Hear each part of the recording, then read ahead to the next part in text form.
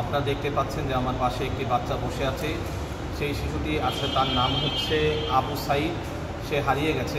সে তার শুধু এতটুকু ঠিকানা বলতে পারছে যে সে ড্যামরার কোনাপাড়া, ভুইয়াপাড়া, জামে মসজিদ, মিঠাপাড়া বাড়ি, এই ঠিকানাটুকু এতটুকুই বলতে পারছে। এবং তার বড় ভাই ড্যামরা ভুইয়াপাড়া মসজিদের মুয়াজ্জিন, তার নাম আবু সায়েম এবং তার নাম হচ্ছে আবু সাঈদ।